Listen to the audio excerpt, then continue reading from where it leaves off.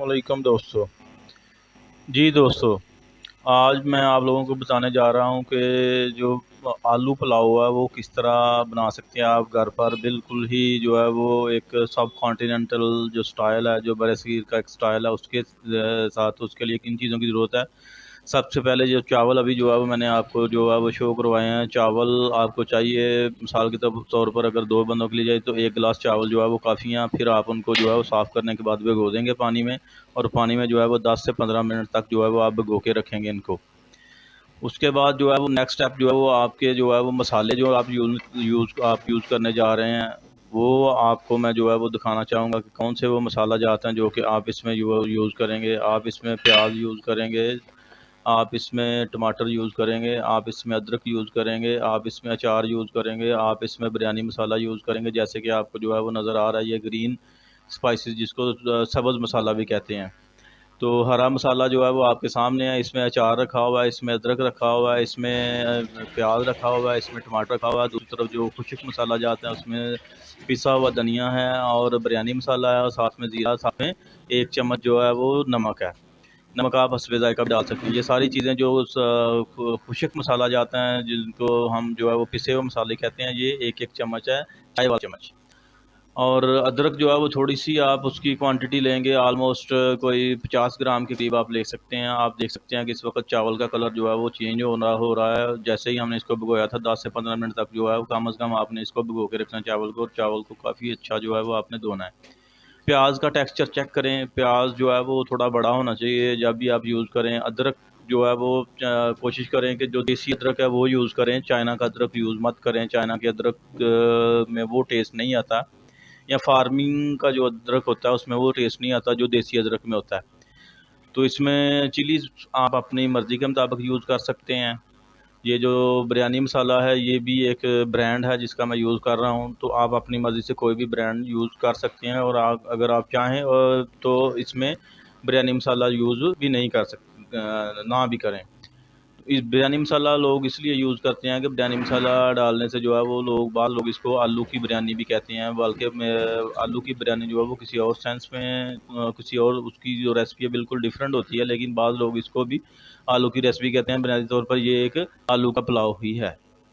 तो ये चीज़ सारी, ये जैसे आप देख रहे हैं कि जो आलू है एक बड़े साइज़ का आपने आलू लेना, ना ही बहुत बड़ा ना ही बहुत छोटा, ठीक है। उसको इस क्यूबिक शक्ल में आपने जो है वो काट लेना है, और काटना जो है वो बहुत ज़्यादा पहले नहीं काटना, बिल्कुल जब रेडी हो आपने कि आप इसमें आपने इसको डाल देना है, आलू को यूज़ कर लें। तो फिर एक पैन लें, पैन में जो है वो थोड़ा-सा तेल डालें। मैं ज़्यादातर जो है वो सरसों का ऑयल यूज़ करता हूँ। ये आप देख रहे हैं कि सरसों के ऑयल का जो टेक्सचर है, हमने थोड़ा-सा डाला था इसको। तो ये जो है इसकी क्वांटिटी मैं आपको बताता चलूँ, कोई ऑलमोस्ट कोई 100 मिलीलीटर होगी, यानी 100 ग्राम के करीब जो है आप तेल यूज़ कर सकते हैं इसमें। और इसको गरम करने के बाद तेल को फिर आप इसमें डालेंगे प्याज़, और प्याज को आप उस वक़्त तक भूनेंगे जब तक जो है वो ये ब्राउनिश कलर का नहीं हो जाता। तो कलर देने के लिए पुलाव को लोग मुख्तलिफ़ तरीके से जो है वो इसको फ्राई करते हैं। फ्राई करने का अमल कुछ इस तरह से होता है कि बाद लोग जो है वो ज़्यादा फ़ास्ट कलर जो है वो पसंद करते हैं पुलाव का, और ये साथ में चाय भी बन रही है, मैं अपने लिए चाय भी बना रहा था। फ़ास्ट कलर इसलिए जो है, बाद लोगों को फ़ास्ट कलर, डार्क कलर जो है वो पुलाव का वो पसंद है, और बाद जो लोग जो है वो लाइट कलर। तो अगर आपने लाइट कलर लेना है तो फिर जो इसका प्याज का तो जो है जो फ्राई करने का जो अमल है इसको भी आप लाइट ही कलर में रखेंगे। अगर आप इसको बहुत ज़्यादा भून देंगे तो ये डार्क कलर में चला जाएगा। तो इसको हम भूनेंगे उस वक्त तक, मैं ज़्यादातर जो है वो डार्क कलर ही पसंद करता हूँ पुलाव का।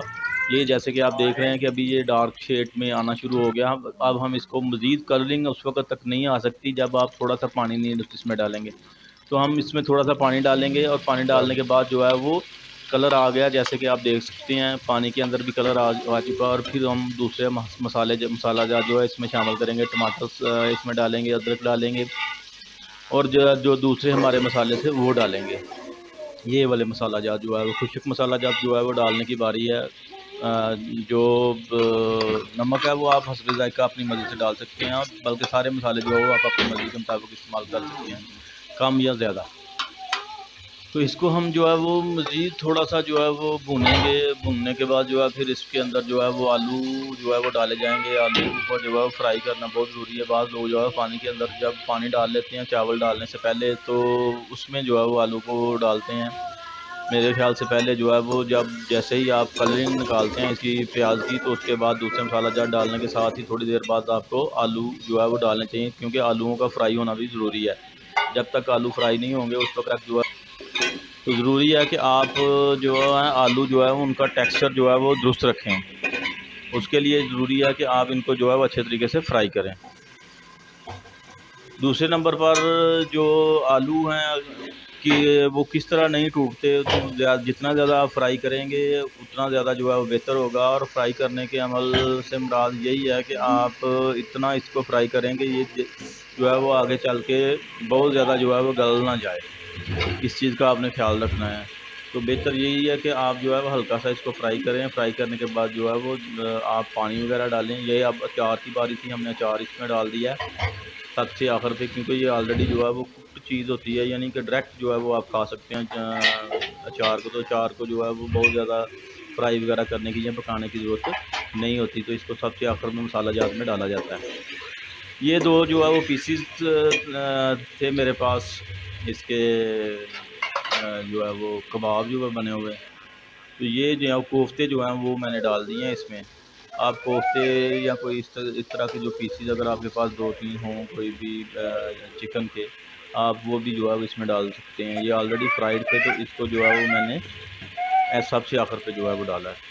तो प्रेजेंटेशन के लिए आप मीट भी थोड़ा सा यूज़ कर सकते हैं, बहुत ज़्यादा नहीं। इसको जो अगर हमने नाम दिया है आलू का पुलाव, तो ये आलू का पुलाव ही रहना चाहिए, इसमें बहुत ज़्यादा मीट का इस्तेमाल नहीं होना चाहिए। सिर्फ प्रेजेंटेशन के लिए अगर आपने बेहतर तौर पर किसी के सामने पेश करना है। तो अब इसमें जो है वो 1.5 गिलास हम पानी डालेंगे। 1.5 गिलास से थोड़ा सा ज़्यादा कर लें पानी आप। जी जैसे कि आपके सामने हम पानी डाल रहे हैं।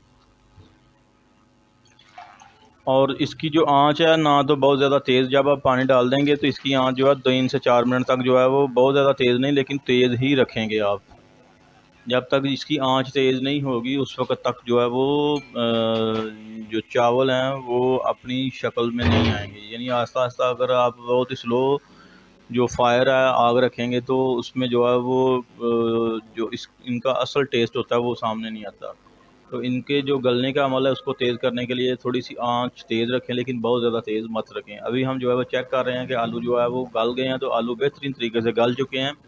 आलूओं को बहुत ज़्यादा मत गलाएं। 2 से 3 मिनट जो है वो जब पानी उबल जाए तो आप ये कंफर्म हो जाता है कि पानी जो आलू हैं वो गल चुके हैं। जब पानी उबलना शुरू हो जाता है तो फिर वो वक्त होता है जब हम चावल डालते हैं इसमें।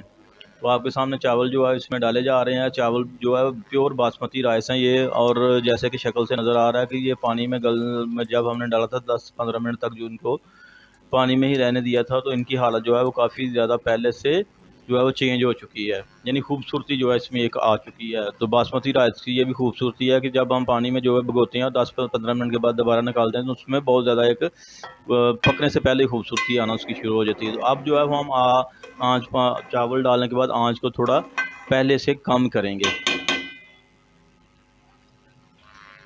इस लेवल पे हम आँच को रखेंगे। ये पकेगी थोड़ी देर तक, और जब तक ये जो है वो पकने का अमल जो है वो इसका 4 से 5 मिनट तक होता है, यानी पानी खुश्क होने का।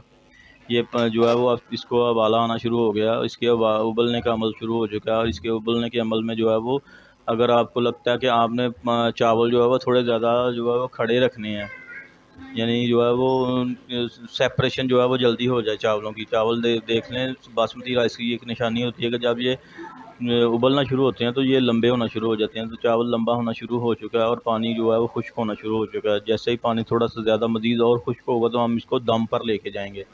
दम चावलों के लिए सबसे अहम चीज़ होती है। अगर आपने ठीक तरीके से दम नहीं लगाया तो चावलों की वो बनावट, वो टेक्सचर, वो प्रेजेंटेशन, वो ओरिएंटेशन सामने नहीं आएगी जो आप किसी को पेश करके जो है वो खुश अपने आप को जो है वो फील करें।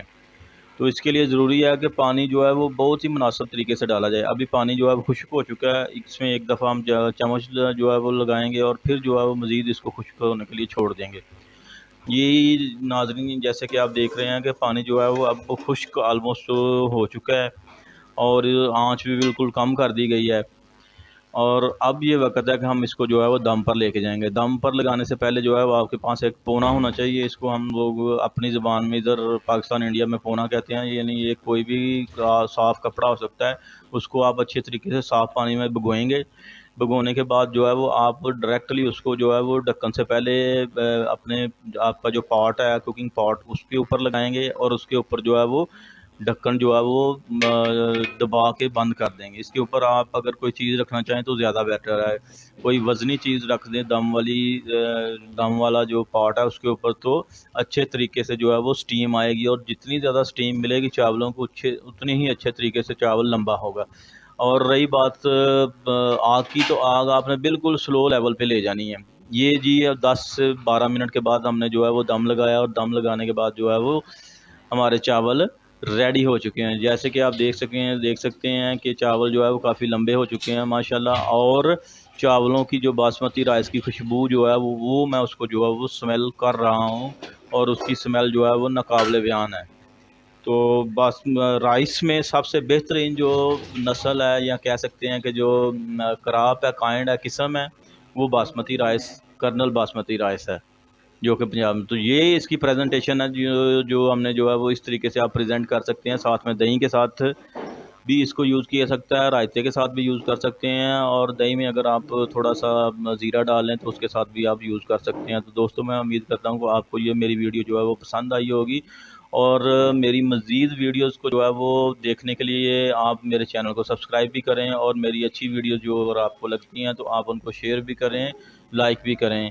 और मज़ीद कोई आप सजेशन देना चाहते हैं मेरे चैनल के हवाले से, तो ये मैं वो भी कबूल करने के लिए तैयार हूँ। मैं उस किस्म की भी जो है आपकी राय को जो है वो मद्देनज़र रखूँगा, फिर उस किस्म की वीडियोज़ बनाने की कोशिश करूँगा। तो नेक्स्ट वीडियो तक के लिए अल्लाह हाफिज़।